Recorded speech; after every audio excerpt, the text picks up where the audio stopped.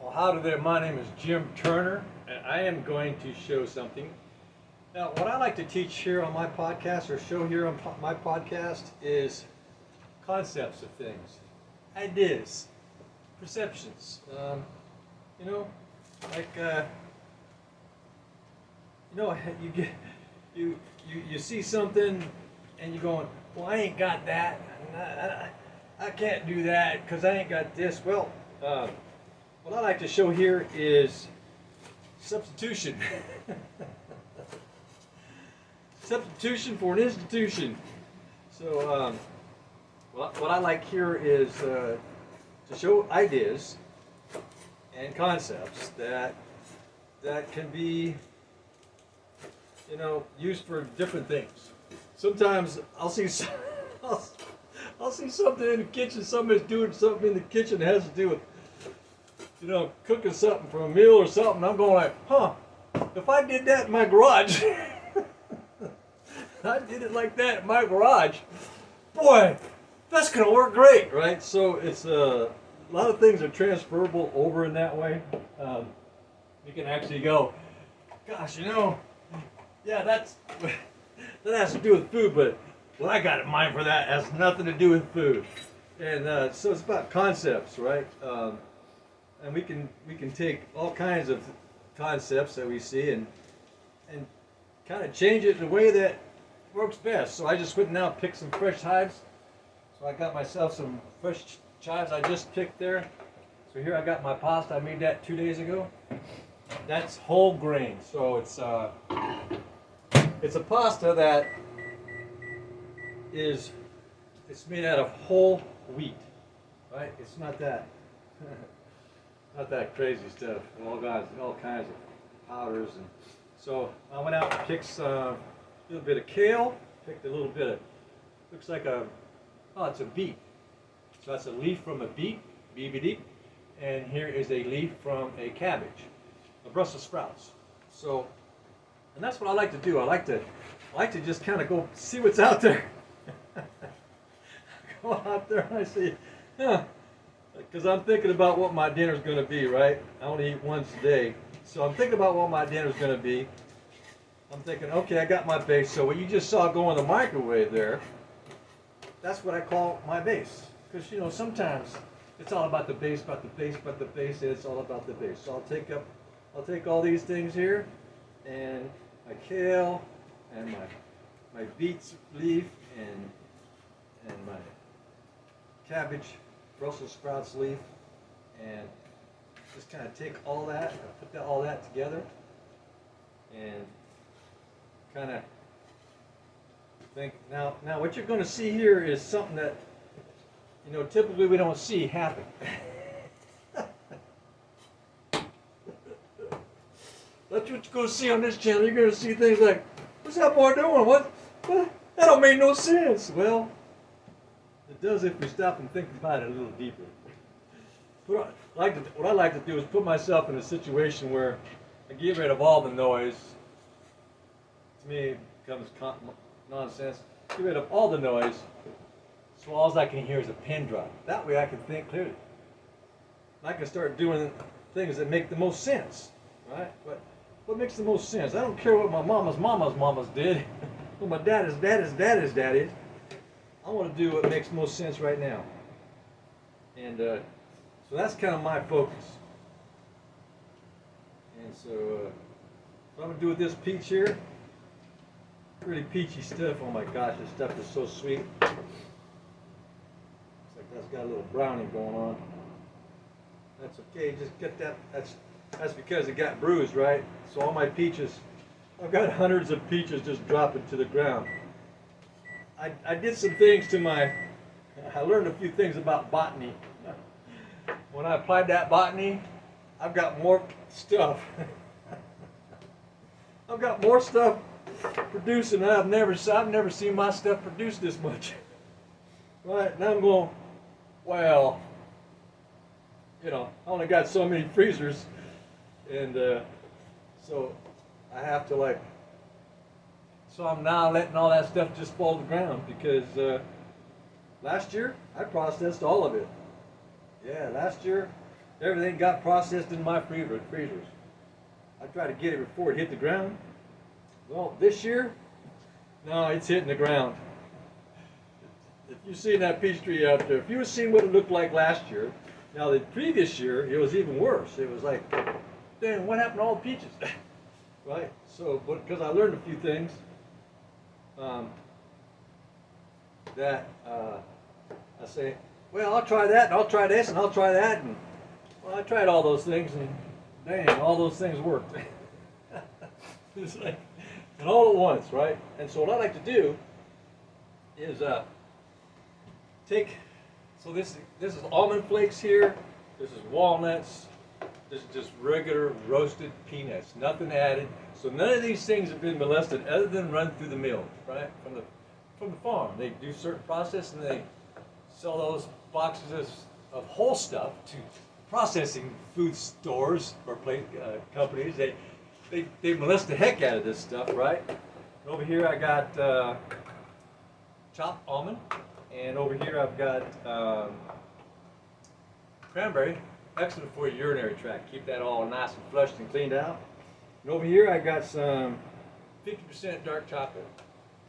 It's a little cheaper, not much, but all those are figs. So I got quite a bit of stuff here for what's about to go into my dinner. Ooh, dang! Wow, that's like biting into a freaking sugar cube, man. And so what I'm gonna do is I'm gonna show you kind of what. So I got this base. Because you know what they say, right? Yeah, that's right. They say it. They say it's all about the base, about the base, about the base, and it's all about the base. So what I'm going to do is I'm going to take this plate. I already got carrots and onions, and I have some snow peas and stuff that I grew and froze them, and I put them in this batch the other day.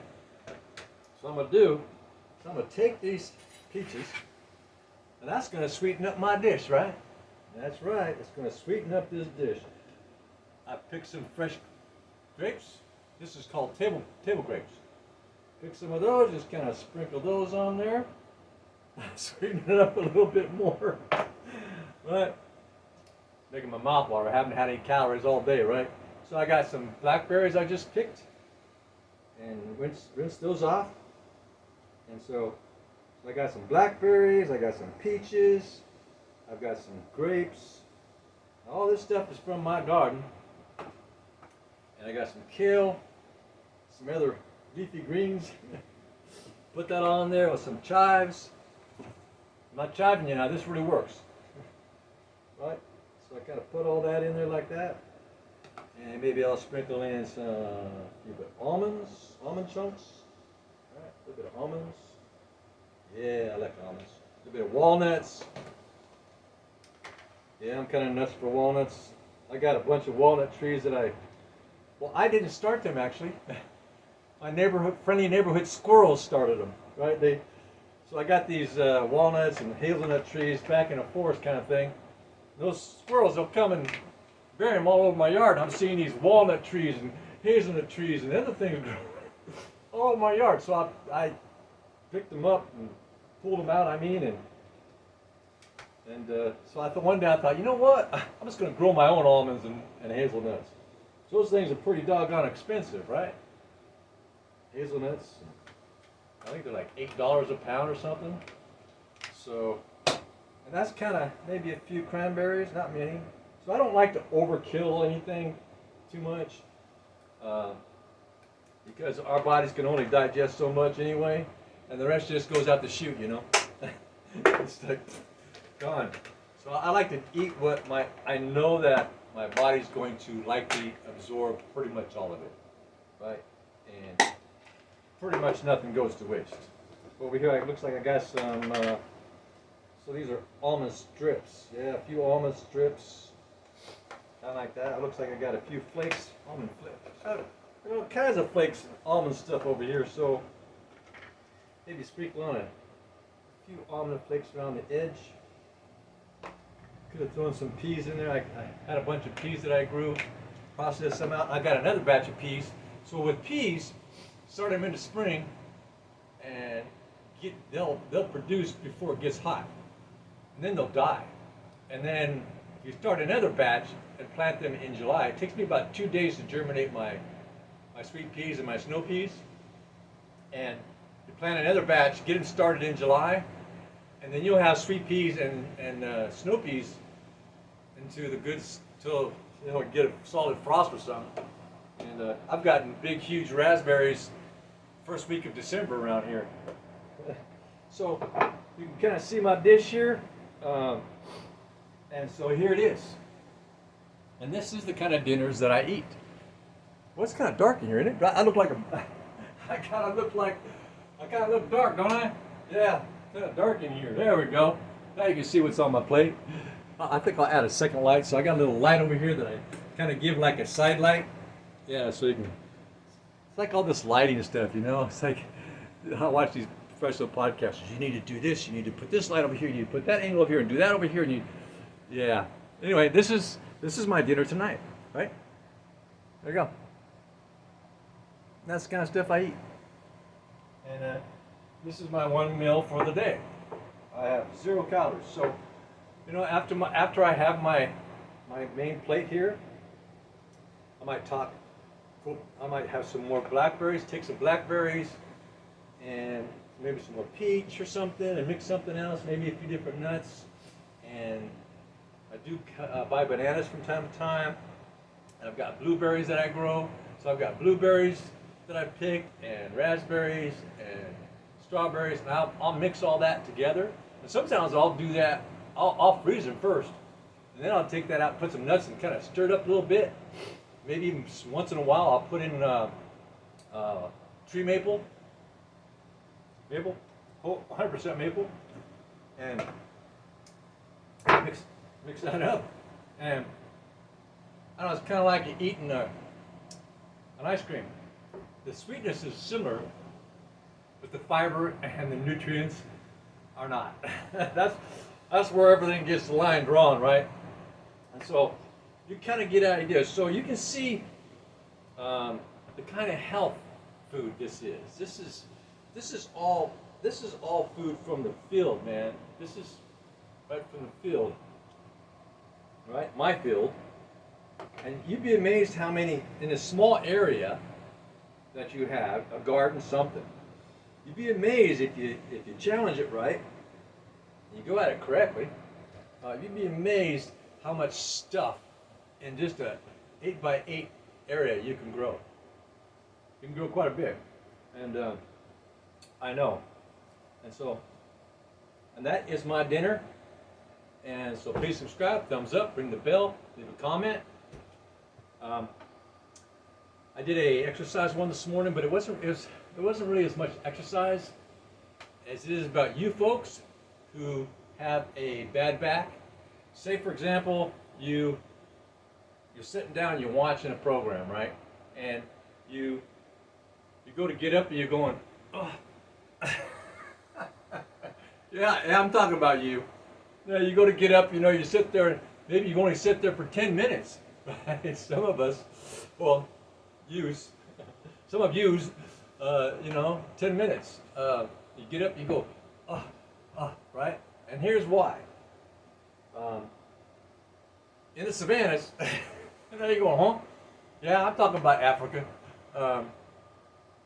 Our ancestors go on their tippy toes looking over the brush, making sure that the Lion King the Lion King ain't behind the bush, right? Coming to get, That's right. So we did through necessity, survival. So our ancestors, they would always be looking way, standing straight up. Their backs are arched and they're kind of up on their toes and they're looking as far as they can, as high as they can over the brush to make sure the lions and tigers and bears aren't there, right? And that became something they did every day, all day long. But, our ancestors, they got eaten a lot, right? And so that arch, over time, became very distinct. It went from, chimp-like to more like This Jeep ain't gonna get caught, right? Chip on the run. And so, uh, and so this arch is now permanent. Now, if we walked around all of our fours, then that would readjust, and so would the hip joints, right? But no, we're fear mongers. What's over there, right?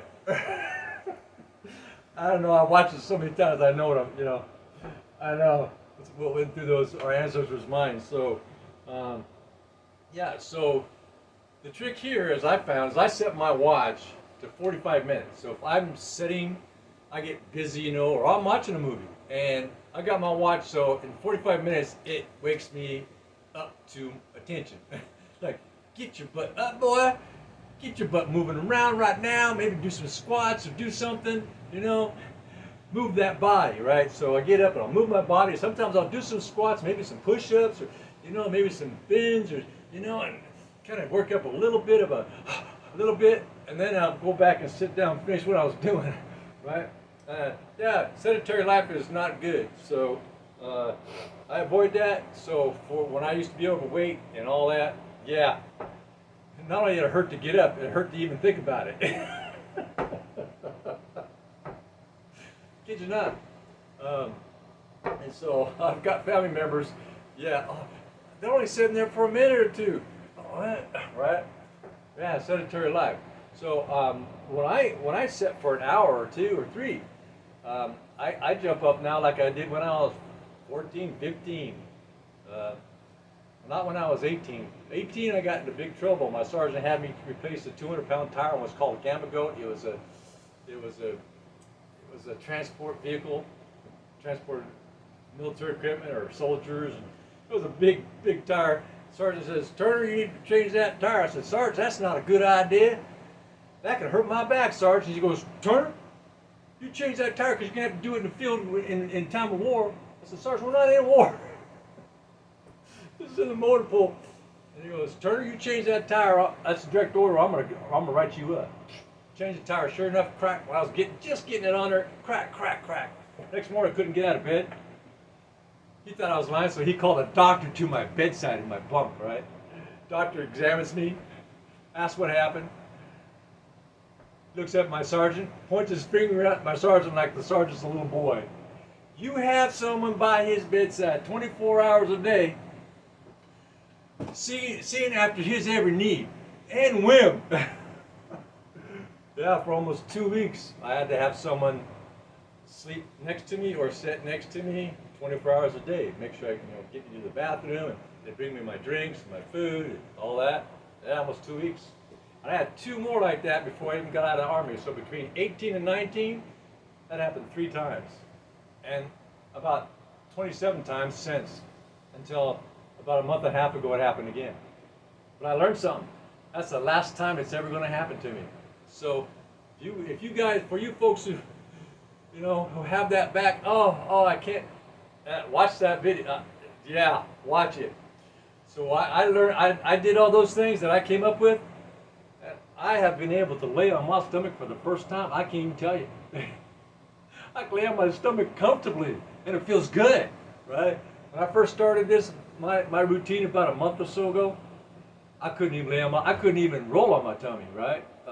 The pain back there was so bad, and but now I can, keep my hips on the floor and my hands up and arched back. I'm going, yeah, that feels good. Yeah, there's a crack, and then I lean back and I feel that other crack, and I'm readjusting that. I'm readjusting my back to where it was when I was young, before the Gamma Goat tire, right?